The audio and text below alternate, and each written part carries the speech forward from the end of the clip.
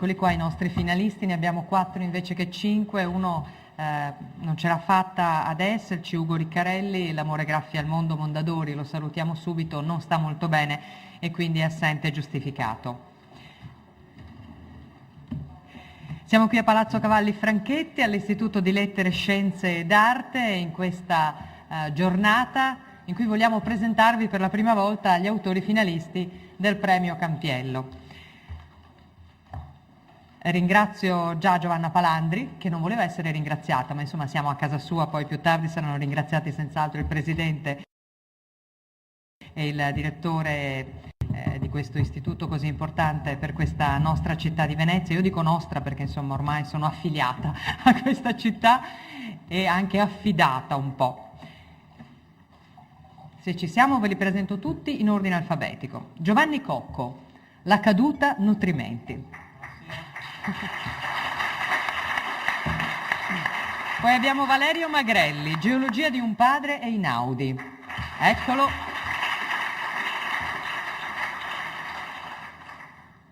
Quest'anno abbiamo un'unica donna nella cinquina, gli anni scorsi ci eravamo abituati bene, Beatrice Masini, autrice di Tentativi di botanica degli affetti Bompiani. E alla mia sinistra c'è Fabio Stassi, L'ultimo ballo di Charlot, edito da Sellerio. Questi sono i finalisti di questa 51esima edizione del Premio Campiello, che come sapete è un premio che è nato per volontà degli industriali del Veneto che con forza sono riusciti a portarlo avanti e anzi nell'ultimo decennio dobbiamo dire che ha assunto sempre maggiore importanza nel panorama nazionale dei premi letterari, per un motivo fondamentalmente, perché è un premio assolutamente serio. Diciamo che non subisce perché non è possibile che ciò accada, non subisce l'influenza delle case editrici e di tutto un giro di amici e controamici che sapete esserci attorno al mondo dell'editoria, perché ha una giuria dei letterati, quest'anno presieduta dal professor Paolo Crepè, e il presidente cambia ogni anno, e perché una volta scelta la cinquina, ed è avvenuto nella magnifica sala principale, nell'aula magna del Bo dell'Università di Padova, una volta scelta la cinquina e anche il primo libro, l'opera prima, premiato anche quello, c'è poi una giuria popolare che designerà l'unico vincitore. In questa tornata, tra l'altro, la giuria dei letterati ha trovato una certa omogeneità, perché tutti hanno avuto lo stesso numero di voti, tranne Fabio Stassi, che ha avuto un voto in più, e quindi, così lo dico per i colleghi della stampa, un po' di gossip, ha già perso fra i 3 e i 4 kg da quando ha assunto su di sé questa responsabilità di essere il primo della cinquina finalista. Non mi resta che dare la parola però per un saluto assolutamente per prima all'assessora alla cultura del Comune di Venezia, che è stata nominata di recente, Angela Vettese, che chiamiamo qui. Le porgiamo il microfono, il radiomicrofono, eccolo qui. Benvenuta. Grazie, un saluto a tutti quanti, è un grande onore sempre per la città di Venezia avere questo premio che non esito a definire il migliore e anche appunto, come si diceva, il meno discusso dal punto di vista della lettura e del favore che i lettori prestano a questi libri e quindi ai meccanismi. Sappiamo che un premio viene spesso considerato un viatico sia per un libro che per opere d'arte in generale. Ne sono fioriti forse anche troppi e noi sappiamo quante buche possono esserci sul percorso del premio sia letterario sia artistico, cioè quanti tranelli possono esserci. Molto spesso addirittura gli scrittori vengono invogliati a partecipare ai premi addirittura facendo a spese loro delle edizioni, insomma. Ecco, è molto bello che in un paese in crisi resistano invece dei momenti di qualità e che in un paese in crisi non si incrementino, non si dia spazio per situazioni che potrebbero non avere la qualità al loro centro. Quindi meno male che il Campiello c'è, meno male che tiene viva l'attenzione sulla nostra lingua. Il Paese è in crisi, non dimentichiamoci che questo porta con sé anche la crisi della lingua italiana. È di poco tempo fa la decisione, per esempio, a proposito di botanica, degli affetti in questo caso, ma è uno dei titoli dei libri, ma è di poco tempo fa la decisione di non usare più il latino, il termine latino per designare scientificamente le piante, ma di utilizzare ciò che dal latino è poi diventato il termine anglofono. Quindi in qualche modo l'italiano sta perdendo anche quello che gli veniva dalla sua vicinanza alla lingua latina. È importante mantenere questo patrimonio culturale, è importante mantenerlo attraverso momenti di assoluta serietà. È anche molto bello quello che sta succedendo oggi, cioè l'inizio del tradizionale giro, direi tournée, di questi autori attraverso l'Italia per presentare de visu i loro libri. Noi sappiamo che il contatto con l'autore è sempre qualcosa che si desidererebbe, chi ama un libro poi vorrebbe vedere in qualche modo in faccia l'autore, o al contrario, viceversa, chi vede in faccia un autore poi spesso scappa a leggere il libro. Quindi qualità per il modo in cui è concepito, qualità perché protegge la nostra letteratura, qualità perché porta gli autori direttamente in campo. Altro non posso dire che augurare una bella partita e soprattutto per quanto riguarda il prossimo futuro, il futuro proprio a venire nel prossimo mese, una bella gita scolastica, dal momento che questi autori passeranno insieme molto tempo, faranno molta amicizia, sarà molto difficile per loro al momento delle votazioni combattersi appunto tra amici, perché a quel punto saranno diventati amici nemici. Grazie a tutti quanti e benvenuti. Grazie ad Angela Vettese per questo saluto, assessore alla cultura del Comune di Venezia. E adesso io ringrazio anche chi mi ha invitato qui, e cioè il presidente della Fondazione Campiello, Roberto Zuccato, che è il presidente anche degli industriali del Veneto. Abbiamo detto che questo è un premio voluto dagli industriali, per quanto è importante anche la cultura, insomma non facciamo soltanto skei qui in Veneto. E allora la parola proprio a Roberto Zuccato per le tante novità di quest'anno anche del Campiello.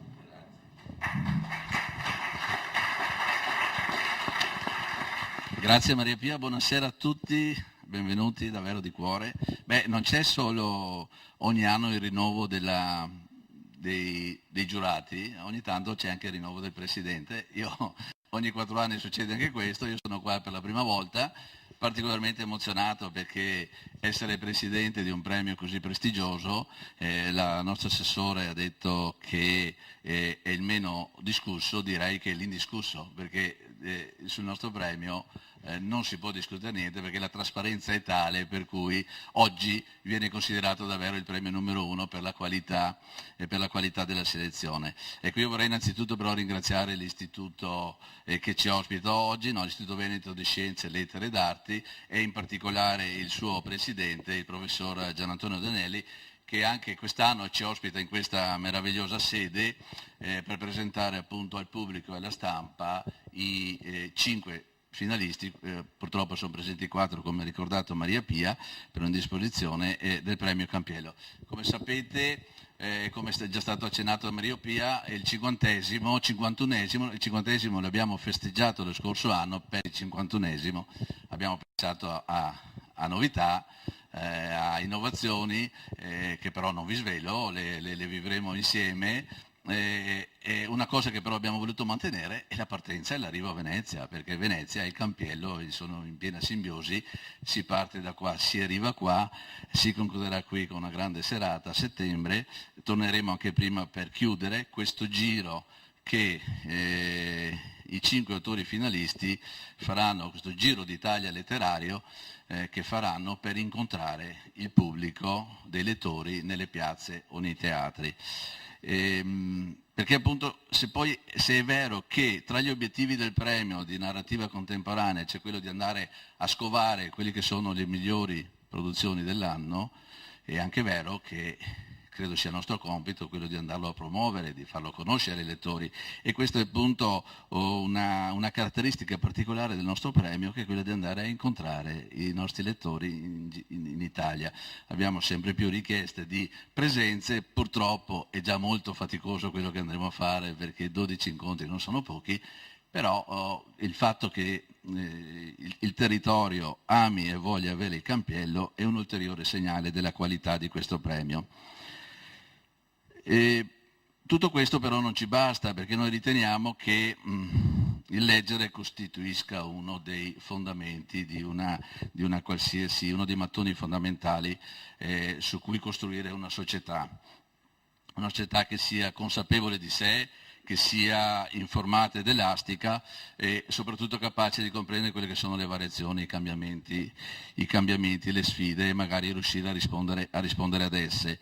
E crediamo che la lettura appunto alleni la mente, l'analisi, la capacità creativa, e quindi è un esercizio che non solo i lettori ma anche per noi del mondo dell'impresa consideriamo estremamente importante per l'attività che svolgiamo tutti i giorni.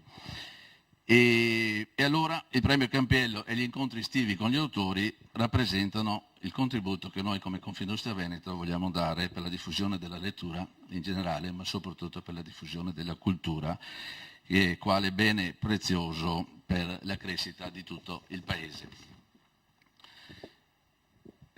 Maria Pia ha già presentato i nostri finalisti, allora vorrei innanzitutto adesso ringraziare io Maria Pia, che è una bravissima giornalista di RAI regionale, che da molti anni ci segue con grande affetto e che oggi ci ha dato la sua disponibilità per questa prima presentazione estremamente importante. E permettetemi anche di testimoniare l'orgoglio degli imprenditori veneti per quello che proviamo nel diffondere in tutta Italia il Campiello. Noi crediamo che in un momento di crisi come quello che stiamo vivendo, il contributo di cultura che riusciamo a dare al Paese sia importante. Maria Pia ha detto non facciamo solo skate, magari non facevamo solo skate una volta, oggi non facciamo più neanche quelli, però il nostro impegno sulla cultura c'è e rimane, perché crediamo che un paese che non ha cultura, un paese che non investe nella cultura, non possa essere un paese che ha futuro. Io su questo credo moltissimo ed è uno dei motivi per cui mi impegno insieme a tutta la squadra, del professor Luxardo, il comitato di gestione, tutte persone straordinarie che si impegnano quotidianamente per rendere questo premio sempre più grande.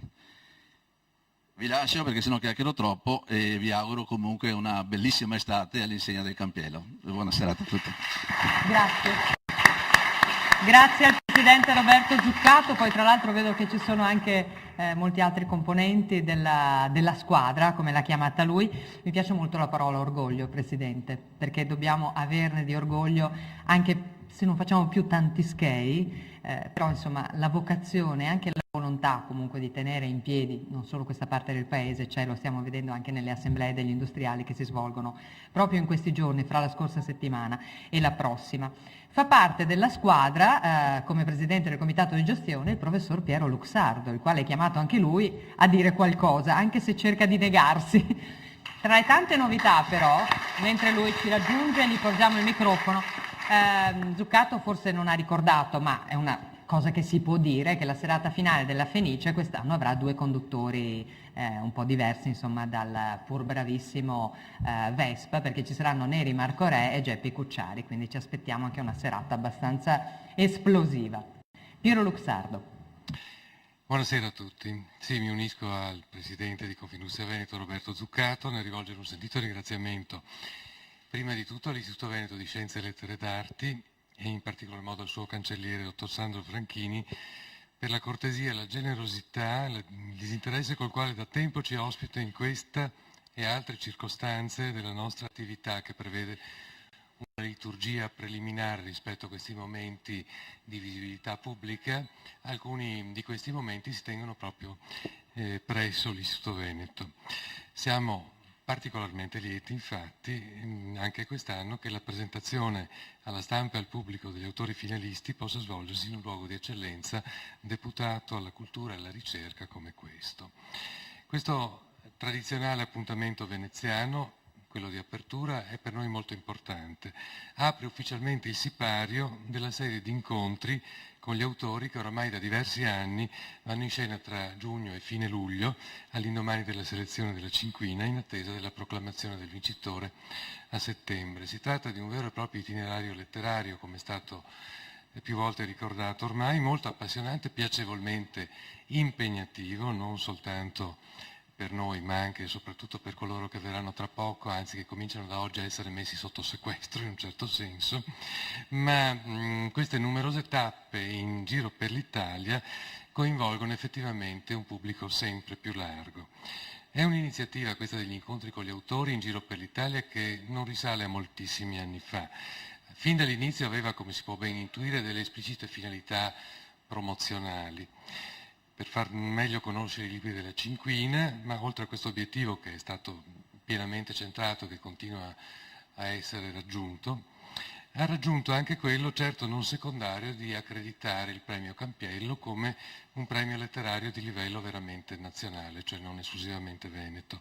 E a riprova di questo vasto interesse suscitato da questa particolare iniziativa del Campiello, ossia del giro per l'Italia, diciamo, anche per la 51esima edizione abbiamo registrato, come è già stato ricordato, una numerosa, nutrita serie di manifestazioni di interesse da parte di numerose località italiane. Non abbiamo naturalmente potuto accoglierle tutte, ma insomma non è detto che in futuro non si possa fare.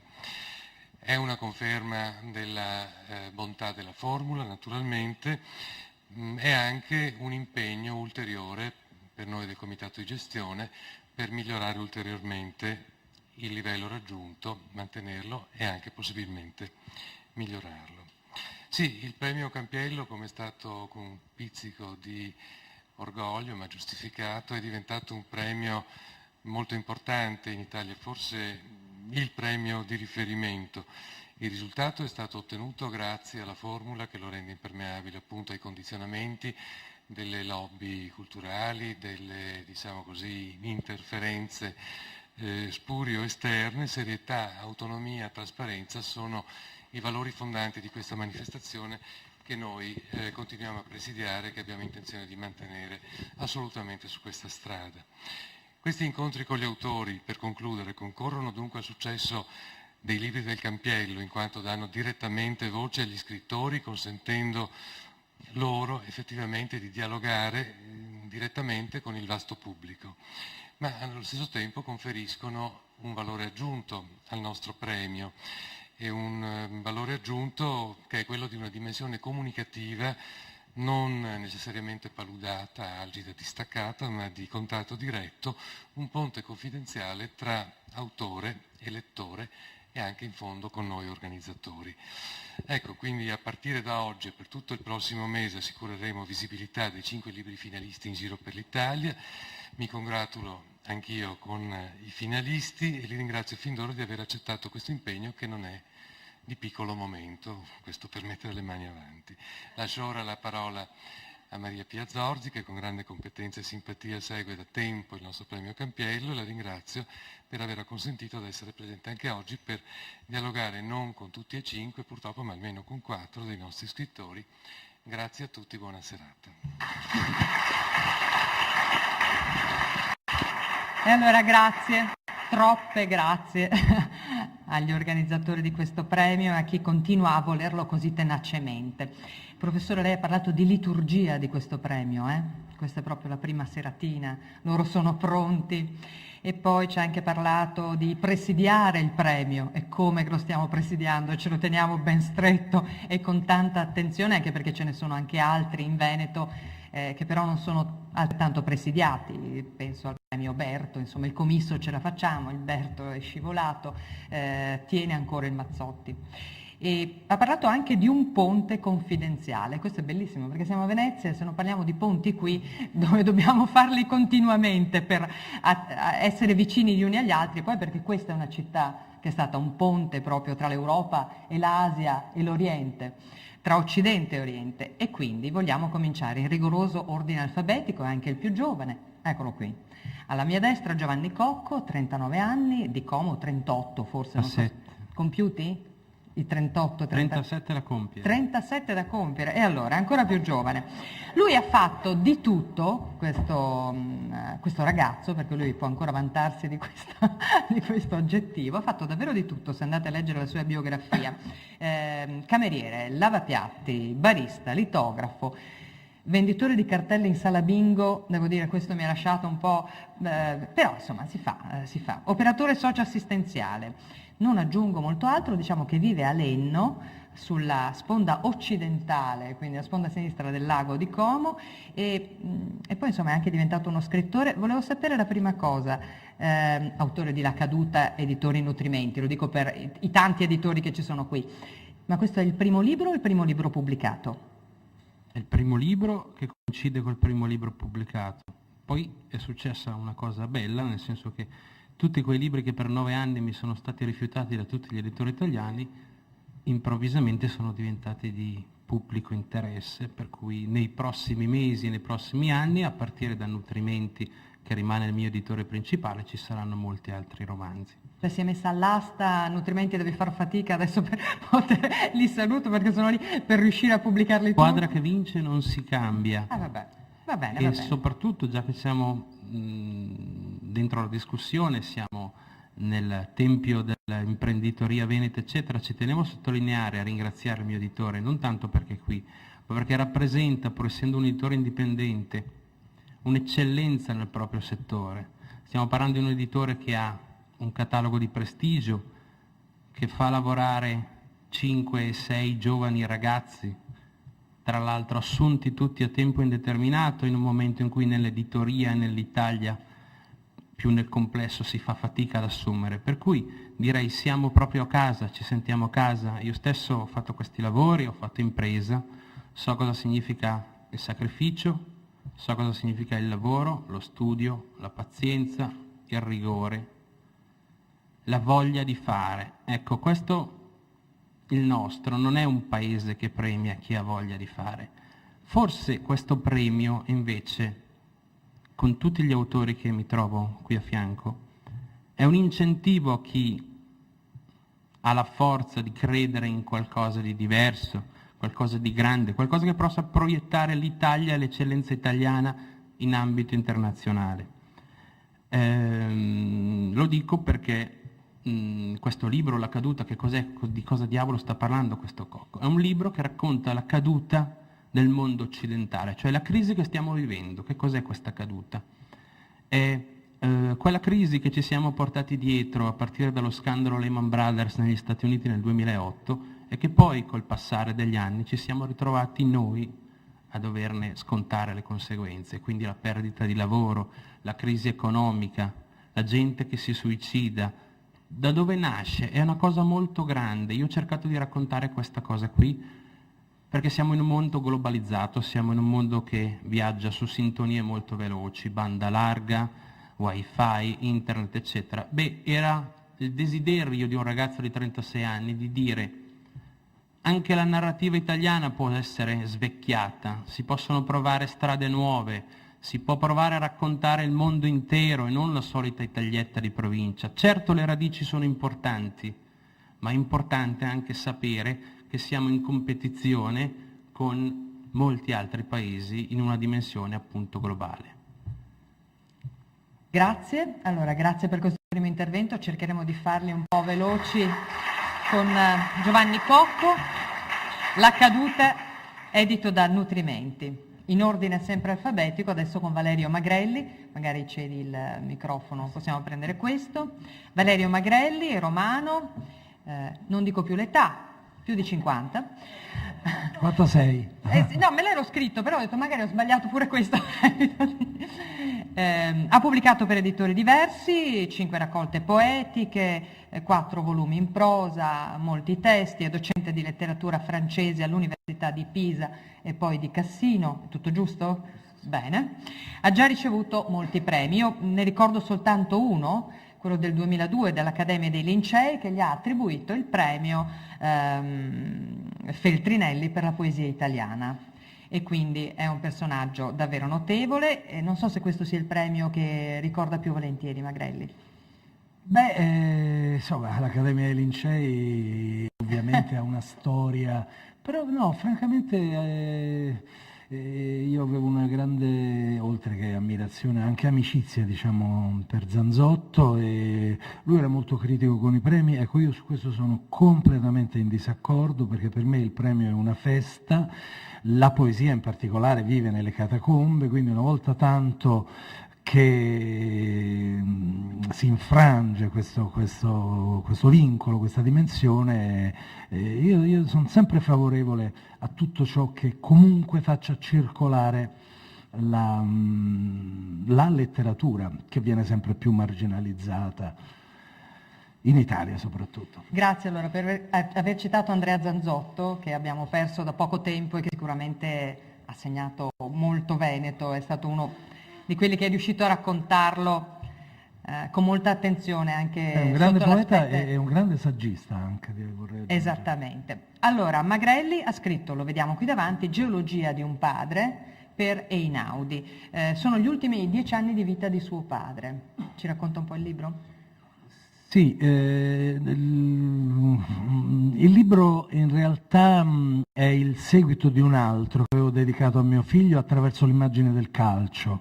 Il calcio come una staffetta identitaria, io che imparo da mio padre, mio figlio che impara da me, poi mio figlio che si trova come un malato, sdraiato sul divano pieno di fili a giocare a PlayStation. Lui crede che il calcio sia la PlayStation. Ora non vorrei parlare dell'altro libro invece di questo, ma al centro appunto di questa geologia di un padre sta appunto una triangolazione, cioè io padre, io figlio, e certamente dalla malattia finale di mio padre prendo spunto per risalire alla storia della sua epoca, alla sua guerra, a una strana guerra fatta da un ragazzo di 20 anni a cavallo con 2 palafrenieri. Ecco. Mio padre confina con l'Alto Medioevo, ha avuto una storia da cavaliere della tavola rotonda, tutto sommato, e io una generazione dopo mi trovo col computer, col telefonino. Quindi un po' si trova come suo padre nei confronti suoi, però. Esattamente, sì. Solo che tra me e mio padre, ecco, è intervenuta, questa è una considerazione più generale che nulla ha a che fare col libro, proprio una specie di grande faglia storica, cioè la figura del padre è cambiata completamente, e io cerco anche di parlare di questo. Cosa vuol dire modificare, in qualche modo femminilizzare. Ecco, prima chiacchierando dicevo, la mia generazione, saremo 2 o 3 generazioni, ma non di più, ecco, quindi è un fatto veramente legato alla contraccezione, legato al voto alla donna, legato al rispetto dei bambini, tutte cose che non hanno neanche 50 anni di vita in Italia. C'è stata veramente una trasformazione enorme. Ecco, per me è normale lavare i piatti, cambiare il pannolino, portare mio figlio in carrozzina. Mio padre, con tutto che era l'uomo più simpatico, più aperto del mondo, sarebbe inorridito. Ecco, io cambiare un pannolino, ma era fuori dalla sua dimensione. Ecco, io cerco di raccontare in una storia, quindi non è un'indagine sociologica, questa mutazione, tanto che riporto la sua immagine, lui era nato in un paesino che si chiama Pofi, riporto la sua immagine all'uomo di Pofi, che ho scoperto essere un parente dell'uomo di Neanderthal. Ciociaria, forse? Sì, nel sud del Lazio, e quindi a un certo punto finisco per fondere le 2 immagini, mio padre come un uomo di Pofi, quindi un antropoide di 700.000 anni fa, sbalzato lontano nella storia. Questa è una delle tracce. Ma lei non è di 700.000 anni fa, invece dove si colloca? Io faccio sempre questo esempio. Io sono nato, io ho battuto a macchina la mia tesi di laurea, ecco, e quindi siamo una generazione, come altre, ripeto, veramente a cavallo. Qualcuno ha detto Beckett è nato mentre nasceva il fax, ecco. Insomma, sono belle coincidenze, strane sovrapposizioni in un'epoca che credo mai sia stata così favorevole alla poesia, proprio perché viviamo, cioè un tempo c'erano le metamorfosi di Ovidio come opera immaginaria, oggi è la nostra storia, io sono pieno di viti, di placche, sono ormai un androide io stesso, come molti di noi, no? E questo è molto appassionante, ecco, fa sì che uno voglia restare in vita per vedere come va a finire. Che cosa succederà ancora? Allora, noi proseguiamo nel nostro giro. Avete visto come la giuria dei letterati ha fatto delle scelte così grandiosamente distanti e diverse? Perché siamo partiti da Cocco, che ha detto io voglio dare uno sguardo al mondo, usciamo da questo provincialismo. Magrelli ci riporta addirittura in casa, da chi è stato generato a chi è generato, perché abbiamo citato questo libro su suo figlio. Adesso ci spostiamo con Beatrice Masini, invece. Non dico l'età perché è una signora, nel suo caso, laureata in lettere classiche, giornalista. Che succede? Un applauso? È vero, non l'avevamo fatto a Magrelli, facciamolo!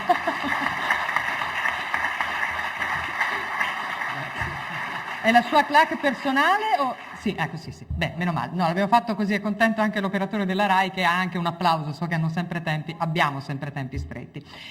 Ha fatto a lungo la giornalista, poi insomma qualche giornale chiude, succede, e ha cominciato a collaborare per varie case editrici come traduttrice, consulente, finché credo sia anche diventata mamma, ha scoperto questa sua vena anche di scrittrice per ragazzi, ne ha già pubblicati una 60 di libri per ragazzi, quindi non è proprio al suo esordio come libri, tant'è che nella biografia, a differenza dei signori che sono maschi, lei ci ha anche tenuto che fosse scritto che è mamma di 2 ragazzi, di Tommaso e di Emma. Questo è il suo primo romanzo per adulti, si intitola Tentativi di botanica degli affetti, edito da Bompiani. Tu non c'eri, ma quella mattina al Bo il primo dei giurati ha cominciato a parlare, non so se c'è Calimani qui questa mattina, questo pomeriggio, e comunque le ha detto sì, questo titolo che a me non piace, però il libro mi piace, e comunque l'ha votato. Poi al contrario un altro giurato ha detto questo libro che ha un titolo azzeccatissimo, per cosa parla? Quindi vedete c'è sempre un po' di discussione nella trasparenza. Allora è un libro, siamo nel primo dell'Ottocento, e comincia in primavera. Pietra è la protagonista, poi c'è anche una che si chiama Pia, giusto? Un personaggio che ha anche il mio nome. Allora, raccontaci un po' il libro. Buonasera, sì, Bianca Pietra è la protagonista, ha 20 anni all'inizio della storia, ne ha 21 alla fine, quindi tutto si svolge nell'arco di un anno che per lei è importantissimo. Viaggia dal lago di Garda alla campagna milanese, dove è stata assunta da un nobiluomo che è anche un poeta, che è anche uno scrittore, ma soprattutto ha una grandissima passione per la botanica e l'agricoltura sperimentale, che pratica nella sua tenuta, appunto, appena fuori Milano. Bianca è di buona famiglia, è cresciuta con un padre che l'ha amata tantissimo e l'ha portata in viaggio con lei, conosce l'Europa, conosce le lingue. È una signorina come si deve, che però deve guadagnarsi da vivere perché il padre è morto e deve rimboccarsi le maniche. Ha un grande talento, sa dipingere e soprattutto sa dipingere fiori e piante, e proprio per questo è stata assunta da Don Titta, che ha un grandissimo repertorio di piante e fiori che fa venire da tutto il mondo e che sperimenta e che vuole ritrarre come se fossero persone. Quindi Bianca, accettando questo lavoro, accetta anche di entrare in una grande famiglia, una famiglia complicata, ci sono 5 bambini, ci sono tante domestiche di vario rango, quelle delle retrovie, ma anche queste servette giovani, estremamente vispe, estremamente sveglie, una in particolare Pia, che gode di privilegi bizzarri. E Bianca si interroga subito sulla vera identità di Pia, perché le sembra che sia un po' diversa dalle altre ragazze che girano attorno a questa famiglia. E quindi, come in un giallo, è convinta di poter ricostruire la vera identità di Pia, che è una ragazzina abbandonata alla ruota, quindi un'orfanella, crede di poter individuare quali sono i suoi veri genitori, di poterle restituire una vita che merita. Questa è la botanica degli affetti per Bianca, che, abituata con me a classificare piante e fiori in un modo scientifico, pensa che si possa fare qualcosa di simile appunto anche con i sentimenti delle persone. Non ci riuscirà né con i suoi sentimenti né con quelli degli altri, e combinerà anche parecchi pasticci. L'applauso?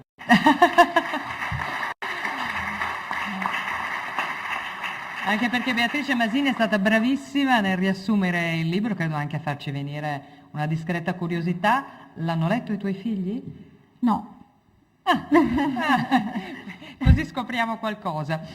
Prima di proseguire il giro, io direi che comunque dobbiamo citarlo, perché in ordine alfabetico io ce l'ho, e anche perché è giusto nominarlo. Ugo Riccarelli, di famiglia toscana, nato a Cirié, Torino, vive a Roma.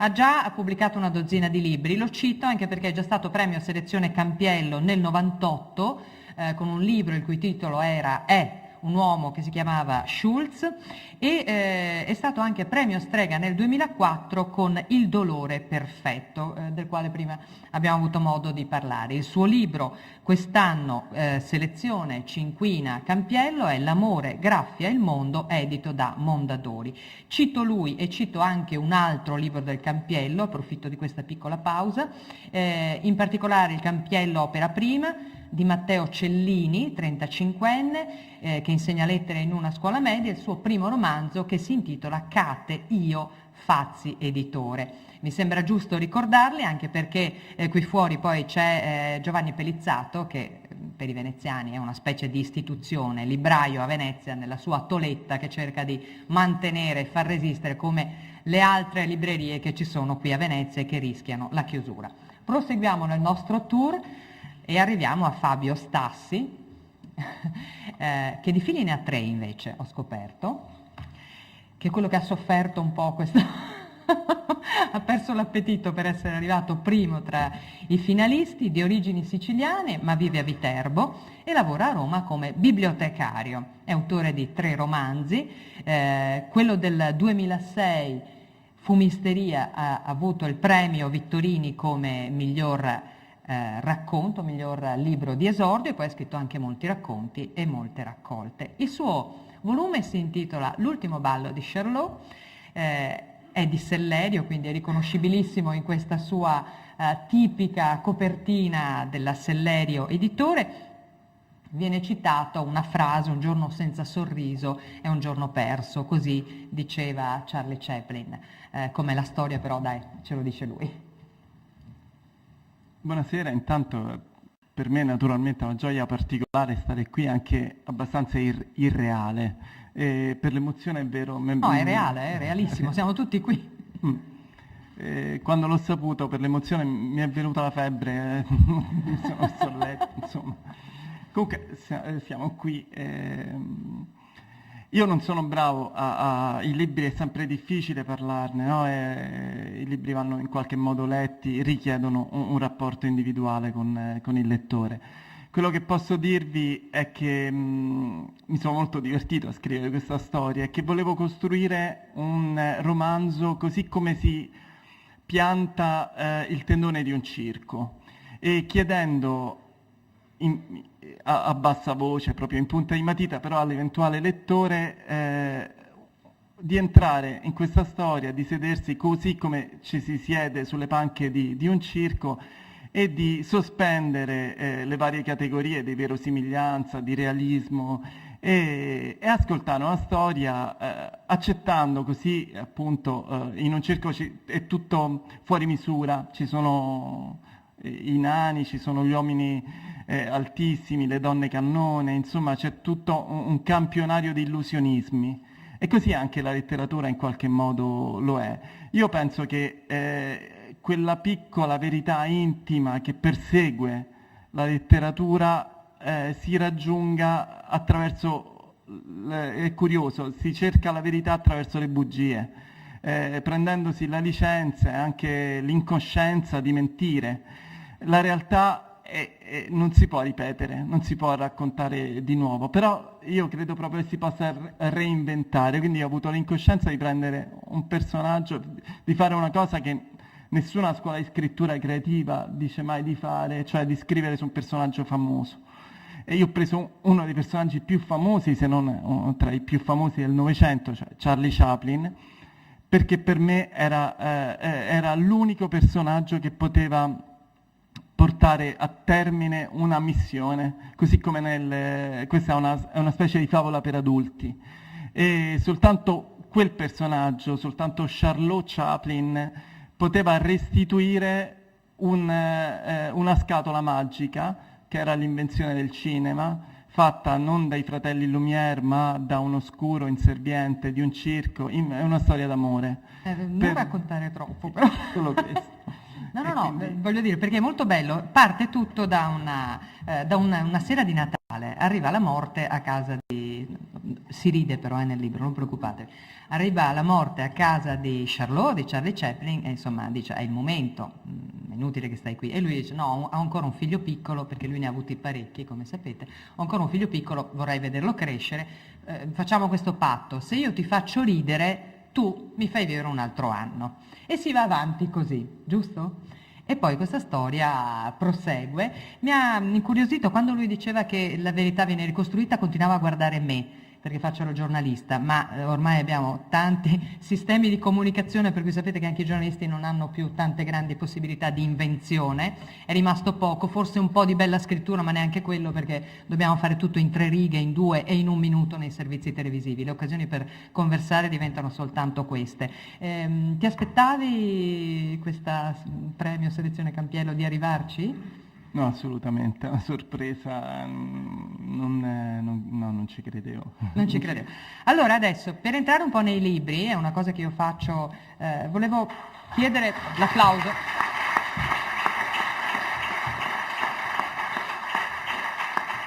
Chiedo ai nostri autori di leggerci qualcosa tratto appunto dai loro libri. Cominciamo con Giovanni Cocco e con La caduta. Dunque, siamo nella prima parte del romanzo, che racconta la vicenda che ha per protagonista un pescatore greco, e c'è questo brano che fa riferimento a uno dei più grandi capolavori della letteratura mondiale, cioè Furore di John Steinbeck, il romanzo che raccontò meglio di chiunque altro la crisi del 29. È un brano abbastanza lungo, quindi farò dei salti tra un pezzo e l'altro, ci metto 1 minuto. Uomini a migliaia, intere famiglie, una carovana ininterrotta di persone percorre l'Enazia Odios verso est. La gente allo stremo. Ripensa al dopoguerra il vecchio Elladios. Ripensa al tempo in cui ogni cosa sembrava a portata di mano. Adesso è diverso. Le immagini della TV mostrano scene agghiaccianti. Manca tutto. Non solo i generi di prima necessità. Manca l'elettricità, l'acqua, il gas, il carburante terminato da settimane. Solo miseria, fame, polvere a sferzare gli occhi ad ogni folata di vento, a incollarsi alle scarpe ormai logore, consunte. I pochi campi destinati alla coltivazione sono rimasti abbandonati. Dalla strada asfaltata fino a dove un tempo cominciava il frumento è un susseguirsi ininterrotto di radici, barbe, erbacce. La campagna è una distesa monotona, grigia, brulla, resa ancor più spoglia dal sole che durante le ore diurne sembra voler rimanere incollato allo zenit. E si conclude con un'immagine di speranza, preceduta dall'ennesima immagine di desolazione. Sullo sfondo, in ogni direzione, decine di cani, smunti e magrissimi, vagano senza meta. Latrano fino a notte fonda, una specie di litania che accompagna le noti dei disperati, insieme al crepitare del fuoco acceso grazie agli pneumatici. La telecamera indugia su un'immagine, una ragazza incinta, mentre tiene per mano un bambino, allatta un vecchio senza denti appoggiato con la schiena ai resti di una roulotte. Vorrebbe raccontarti il vecchio Elladios, lui che ne ha viste tante, come tutto è cominciato, come si è arrivati fin qui.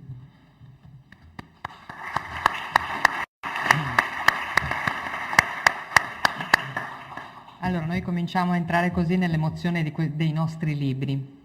Uso questo nostri perché piano a piano, anche se non li abbiamo letti, credo che voi non so se qualcuno in sala li ha già letti tutti o ne ha letto solo uno magari, sono libri che sapranno emozionarci. Questo della caduta dell'Occidente, sottinteso, ci racconta un po' gli ultimi, il primo decennio degli anni 2000, con tutte le sue catastrofi, sia naturali ma anche catastrofi dovute all'uomo, alla cattiveria dell'uomo.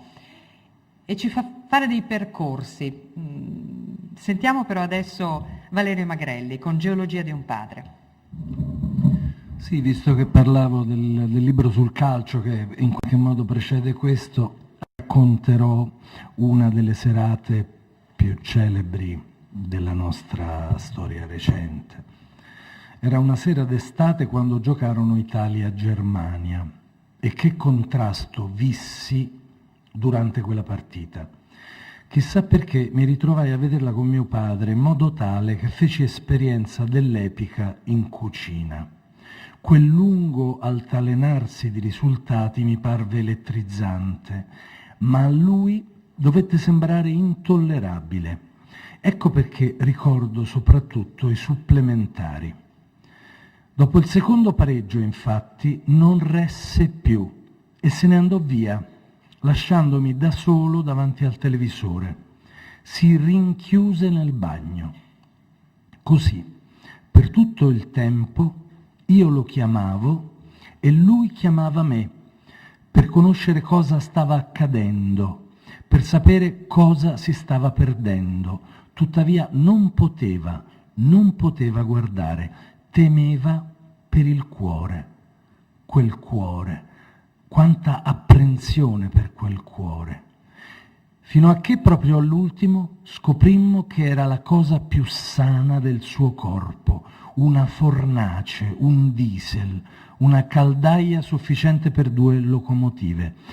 Poi, quando mancavano pochissimi minuti, me lo trovai di fronte, all'improvviso, dietro lo stipite della porta, come un'anima in pena, chiamato dalle immagini, ma insieme dalle immagini respinto, come un lupo mannaro, come una fiera che vaghi intorno al fuoco, impedita dal fuoco. Solo alla fine corse ad abbracciarmi, sciolto dal suo incantesimo, felice perché libero, più felice di me. Grazie.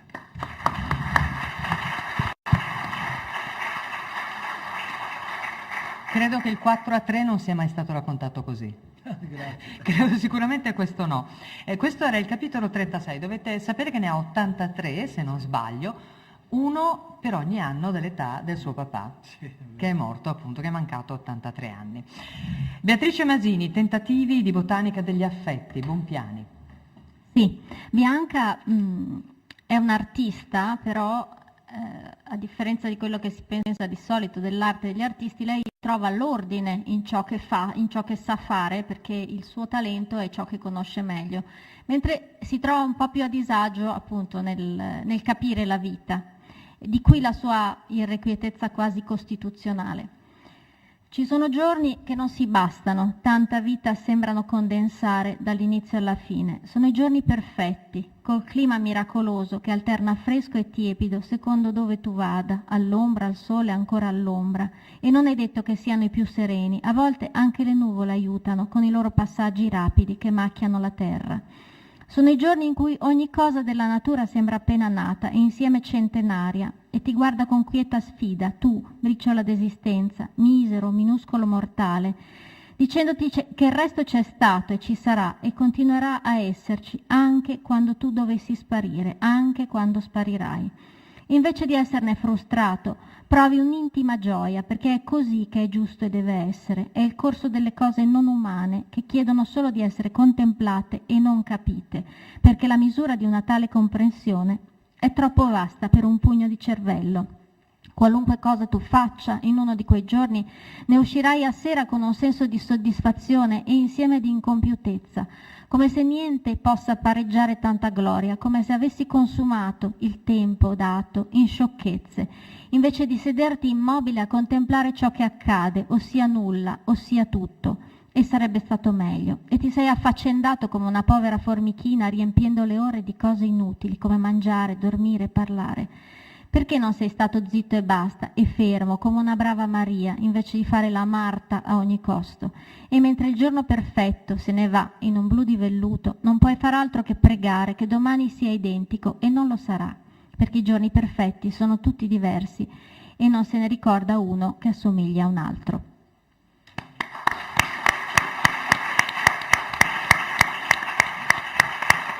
Grazie a Beatrice Masini. Allora, il giorno perfetto se ne va, è solo da sperare che siano tanti, ecco, anche se poi non ce li ricordiamo, sperare che ce ne sia più di uno. Mondadori è stata brevissima, ci ha mandato un contributo di Riccarelli, credo che sia il momento di vederlo e di ascoltarlo assieme.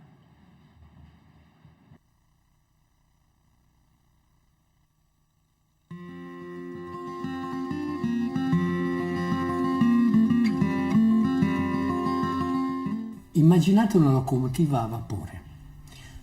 Una locomotiva a vapore che sbuca dalla nebbia.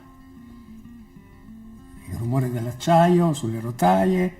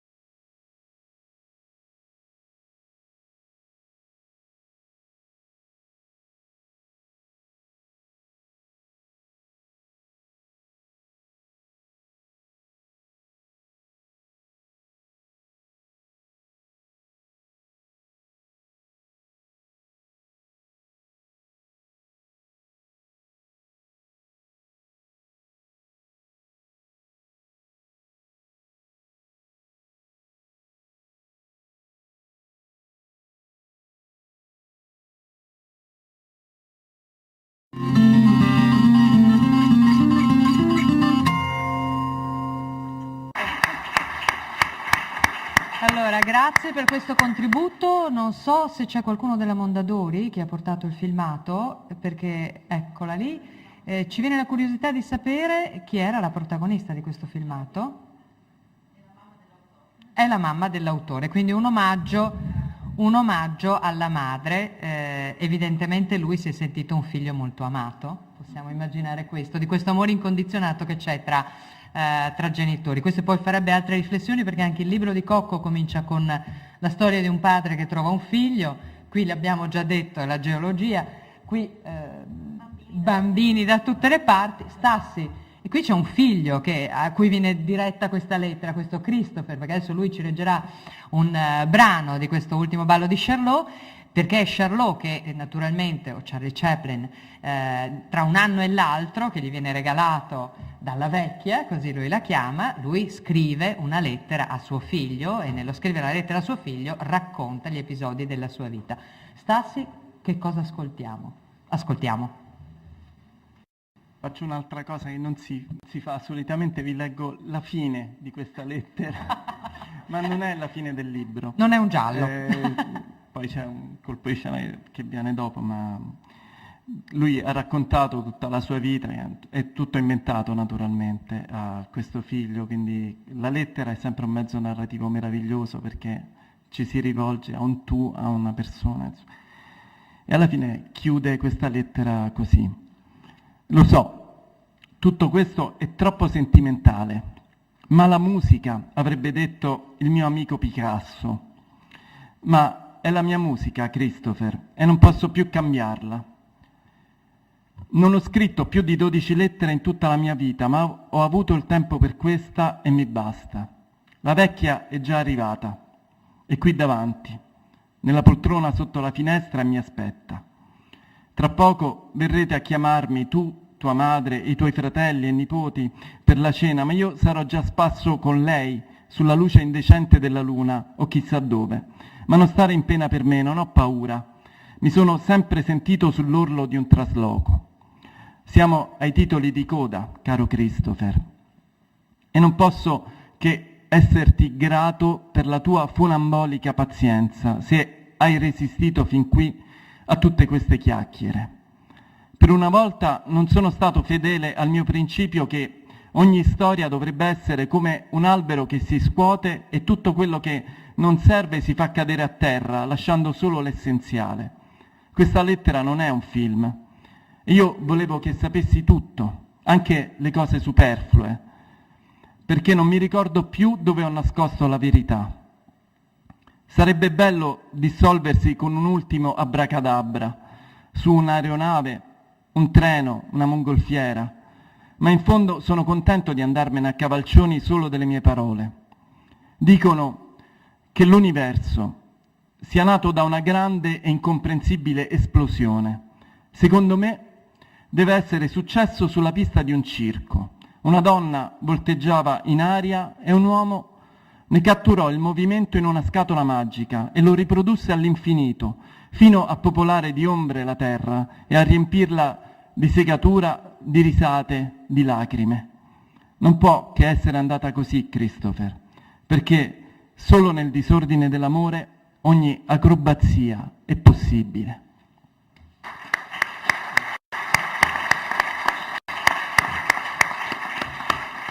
L'acrobata si chiama Esther. Hai conosciuto acrobati? Sì? Non sposata una però. No, perché mi viene in mente la guerra dei Roses, se vi ricordate, lei era un acrobata e c'era Danny DeVito che diceva ma non avete problemi fra voi due? No, figurati, lei è un acrobata, quindi insomma era una donna che sapeva ben aiutare gli uomini ed essere molto convincente. Ritorniamo da Giovanni Cocco con la caduta dell'Occidente. Ci sono questi episodi che sono, io dico dell'Occidente in aggiunta a quello che è il titolo originale per quello che hai detto all'inizio, questi episodi che in qualche modo, anche se sono recenti, come per esempio quello di Breivik, quel norvegese, non so se ve lo ricordate, ma è davvero di 2 anni fa, sta scontando la sua brava pena in Norvegia, ha ucciso 97, credo, 96-97 ragazzi, vestendosi da poliziotto, è un fatto assolutamente clamoroso. Forse un po' noi cerchiamo di cancellare i file, per tornare alle cose moderne, i file di queste cose tragiche che pure accadono. Senz'altro la cronaca è fonte, come dire, inesauribile di occasioni narrative, sta poi all'autore sapere partire da un fatto di cronaca e farlo diventare narrativa o meglio ancora letteratura. Certo è che gli ultimi 10 anni abbiamo visto tante cose, quello che cerco di raccontare nel libro è proprio questo, cioè non immaginatevi un libro noioso, raccontato fino adesso, parlato di caduta, crisi finanziaria eccetera, si ride anche, si riflette molto, proprio perché io mi sono fatto la convinzione negli anni che il ruolo dell'autore sia quello di avere un approccio non consolatorio alla realtà, cioè provare a reinventarla in qualche misura, fare fiction come dicono quelli bravi, come dice la narrativa d'oltreoceano. E quindi, ricollegandomi alla domanda, sì, raccontiamo anche la strage di Utøya, come la rivolta nelle banlieue parigine del 2005, che qualcuno di voi ricorderà, come la strage alla metropolitana di Londra nello stesso anno, come l'uragano Katrina che sommerge New Orleans. Beh, cosa sono questi se non i segni? Il cardinal Schuster era solito utilizzare questa definizione, i segni del tempo, cioè quei fatti presi dalla cronaca o dagli spunti quotidiani che proiettano delle immagini simboliche su quella che è la nostra realtà. Beh, io penso li ho interpretati in questa maniera, soprattutto perché la caduta è anche la rilettura in chiave simbolica dei primi 5 libri della Bibbia, quindi la Torah ebraica, Genesi, Esodo, Levitico, Numeri, Deuteronomio e la parte finale, quella dell'Apocalisse.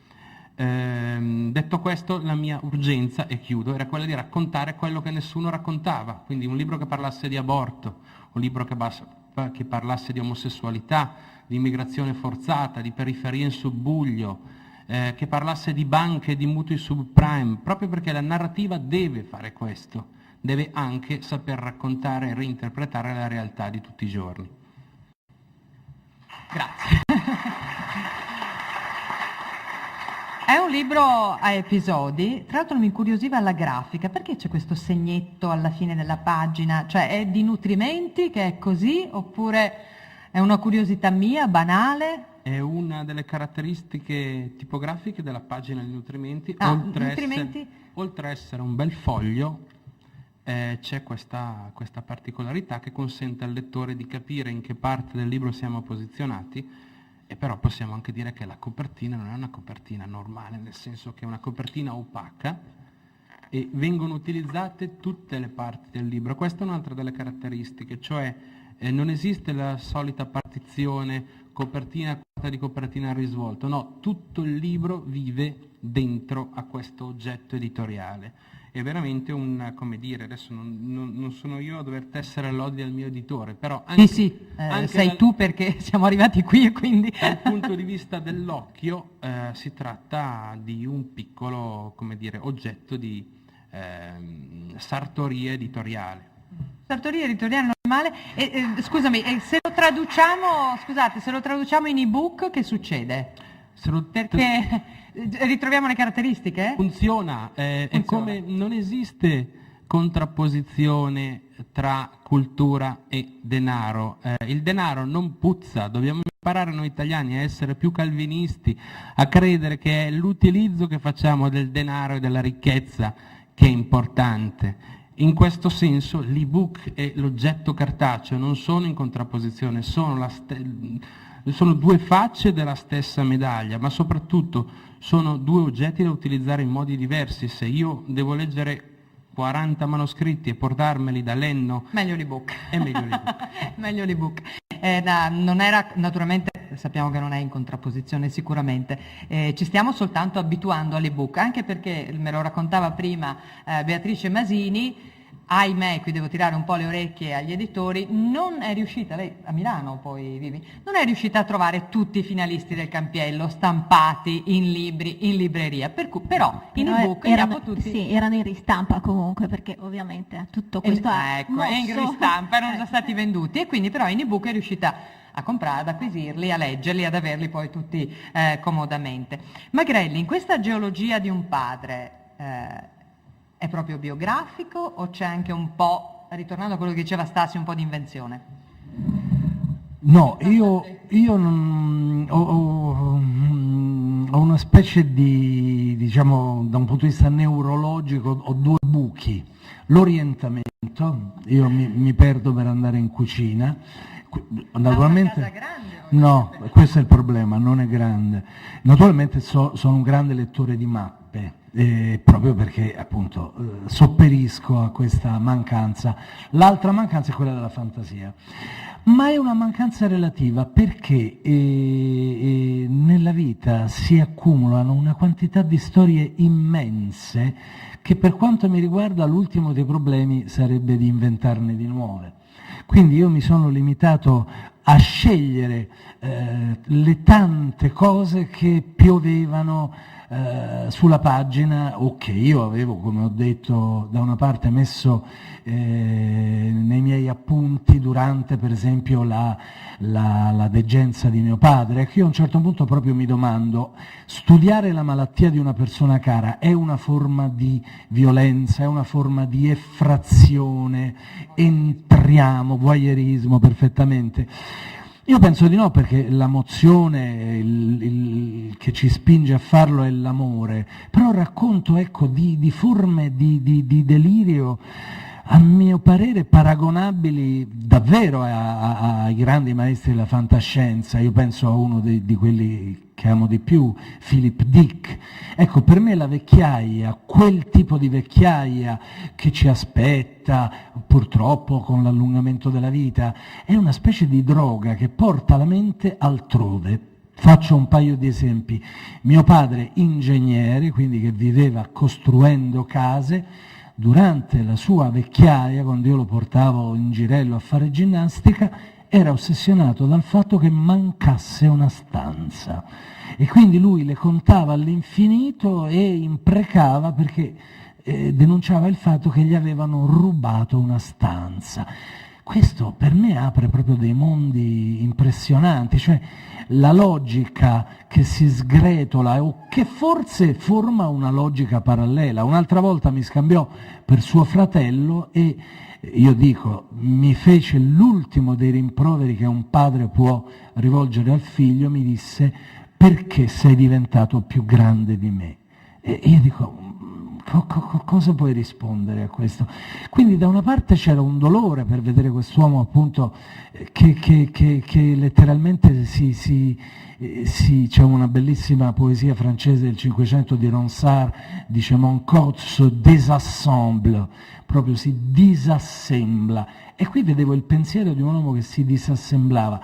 Però da parte mia c'era quasi un desiderio di seguirlo per vedere che cosa stava diventando e che cosa probabilmente diventerò io. Voglio dire, la nostra vita è veramente sconfinata, ecco perché dicevo che la malattia fu una partenza per lo spazio oppure addirittura una droga allucinogena, perché no? Posso chiedere, ha sorelle Magrelli? Sì, una sorella piccola. Però lei si è occupato, è stato lei a occuparsi del papà? Sì. Ecco, perché è una cosa abbastanza, ecco, le donne che mi dicono di sì, ne parlavamo anche con la Masini. Ha avuto cura di questo papà anziano in difficoltà? Sì, questo è stato appunto un po' l'origine del mio libro, ecco, questo fatto di essere padre due volte, simmetricamente, nelle due direzioni, ecco. Per questo, ma io non parlo di me, la mia esperienza poi è ripetuta in tanti sensi. Prima parlavamo in treno appunto con Fabio Stassi di un'esperienza analoga. A me interessa proprio la mia, le due, tre generazioni del dopoguerra, ripeto, marcate da una serie di cambiamenti profondi. Voi ricordatevi che nel 48 le donne italiane non votavano già quelle turche da mezzo secolo, ma non le italiane, quindi l'essere femminile era subumano, non aveva diritto di partecipare alla vita politica. Ecco, noi dimentichiamo queste cose. E dunque, ecco, queste due, tre generazioni per me sono state le prime ad essere interfacciate nei due sensi. Noi abbiamo dovuto fare da padre ai padri e da padre ai figli. Insomma, una bella combinazione, diciamo. Notevole. Allora, mi riprendo questo, io ricordo che in Svizzera le donne hanno cominciato a votare nel 76, ecco, giusto perché per non essere femministe. Allora, andiamo alle donne. Beatrice Masini, perché dopo 60 libri per i bambini, un libro per i grandi, per gli adulti? La risposta necessità. è perché di sì, nel senso che questa storia che mi ha tenuto compagnia per una decina d'anni, ho capito subito che andava raccontata non per il pubblico a cui mi rivolgo di solito. In genere le storie per bambini nascono con una loro misura e anche un loro destinatario interno che in qualche modo corrisponde al protagonista, nel senso che se si scrive una storia per un bambino di 3, 4, 5 anni si pensa che dentro ci debbano essere delle cose che gli interessano, che lo riguardano, e questo vale a salire di fascia d'età in fascia d'età. È chiaro che più si sale più si è liberi, no? Dal punto di vista del linguaggio, dei contenuti, ma si è comunque molto liberi quando si scrive per bambini, perché si può parlare di tutti gli argomenti in modi veramente anche molto sperimentali, basta farlo con le parole giuste. Ecco, in questo caso le parole giuste non erano le parole rivolte ai bambini o ai ragazzi, anche se appunto ci sono ben 5 bambini nella famiglia di Don Tita, altre ragazzine e così via. I ritmi, i modi erano diversi, erano differenti, è stato chiarissimo fin dall'inizio e quindi poi ho dovuto seguire la storia. Il titolo? Il titolo... Hanno discusso i giurati? Sì, all'inizio era semplicemente come diciamo titolo di lavoro La botanica degli affetti, quindi il file si chiamava così, era intitolato così dentro il computer, non da subito, dopo qualche anno, però quando è stato chiaro che la botanica per Bianca era qualcosa di importante nella vita, ecco, non era soltanto un mestiere, una passione, un talento, ma era qualcosa di più. E poi è venuto naturale a un certo punto aggiungerci questi tentativi perché appunto il suo approssimarsi a una definizione del mondo a tentoni, ecco, andava espresso in questo modo. E sicuramente si va a tentativi quando si è padri 2 volte, quando si incrociano i personaggi di Giovanni Cocco. Prima Cocco insomma, si è parlato un po' di fantasia, di realtà. Questo è un libro invece abbastanza fantasioso, no? Per esempio di Charlot non prese mai la cittadinanza americana, pur avendo avuto successo. Il suo successo è nato quando ha attraversato l'oceano, però ha preso un po' anche sempre le distanze da questi americani. Quanto c'è di vero e di fantasioso nella biografia non autorizzata? Io ho studiato storia all'università e quindi ho studiato storia a lungo, pensavo di diventare uno storico, invece però dico sempre che ho studiato storia per tradirla, perché poi niente più lontano da uno storico insomma, di chi prova così a scrivere un romanzo, insomma. Io credo nella fantasia come mezzo, in fondo. Tutte queste storie, ci sono anche delle analogie tra questi libri, mi sembra anche ora che parliamo.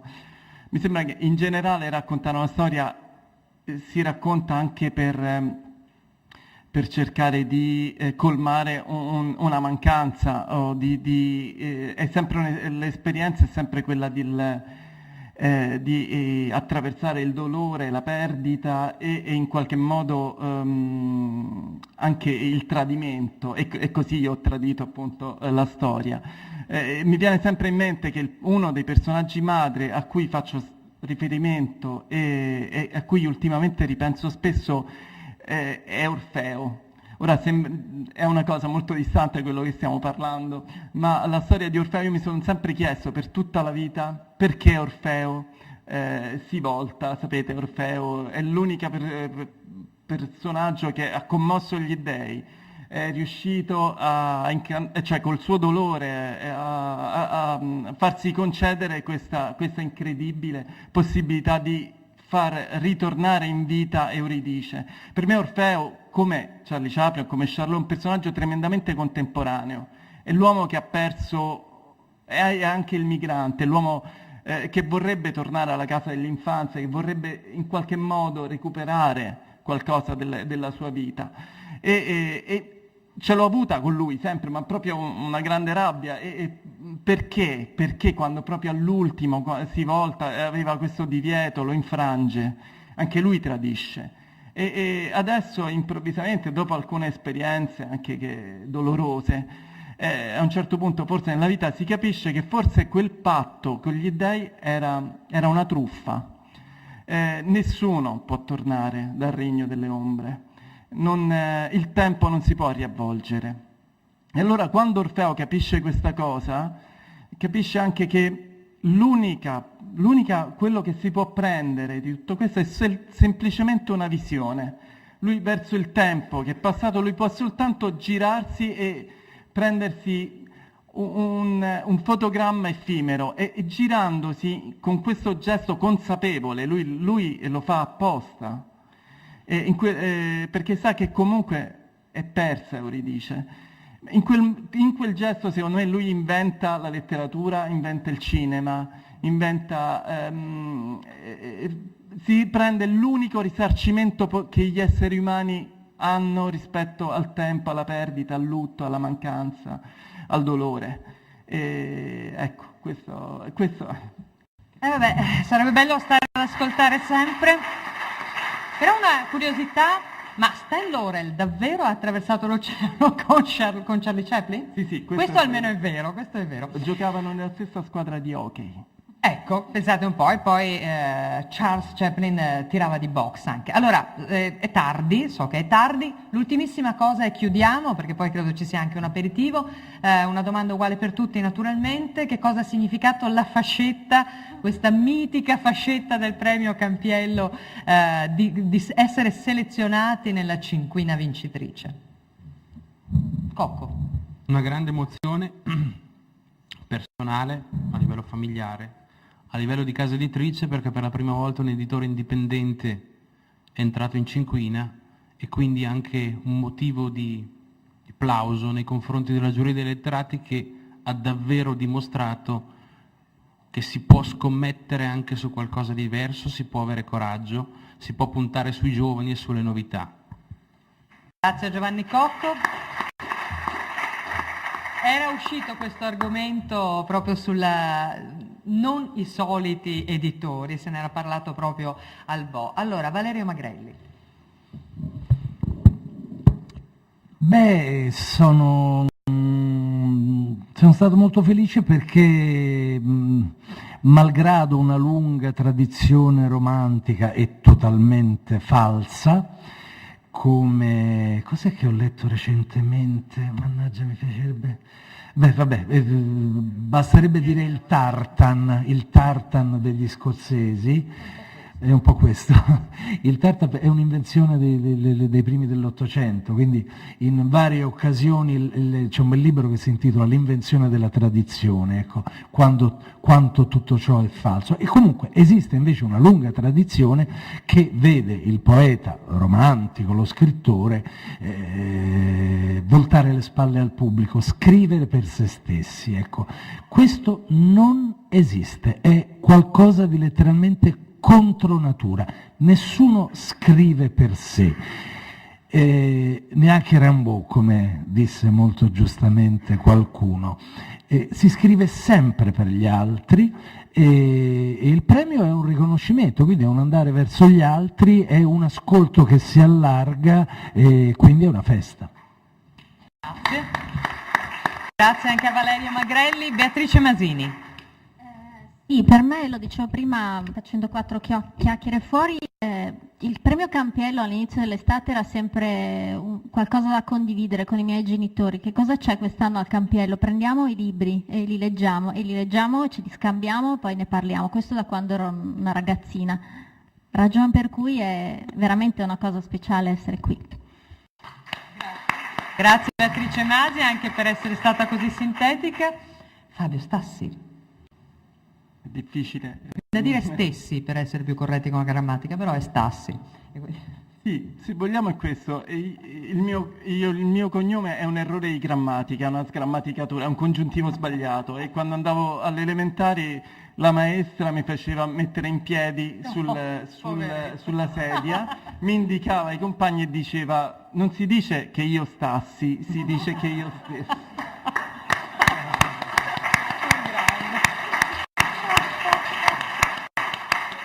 Quindi è come dire, è una piccola rivincita, una piccola grande rivincita sulla mia maestra delle elementari. La fascetta? Appunto, la fascetta è una cosa commovente, io sono ancora sotto shock, tra l'altro. No, vabbè, adesso chiamiamo il 118. No, tra l'altro il primo scrittore a cui ebbi il coraggio di telefonare, con cui parlai, era Gesualdo Bufalino, e con cui mi legai molto, insomma, a un affetto particolare. E se non sbaglio Gesualdo Bufalino vinse il Campiello Condiceria dell'Untore.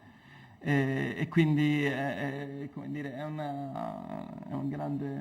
È già un buon punto, è già un buon punto. Allora signori, io ringrazio tutti voi per essere stati qui. Questi libri sono tutti scritti benissimo. Io li ho avuti, mi ero riproposta di leggerne 10 pagine per ciascuno, l'ho detto a qualcuno di loro, io non ci riesco, perché quando comincio a leggere un libro devo arrivare alla fine, tanto più che sono proprio belli, e quindi io ne ho già letti 2, ho già avuto questa fortuna.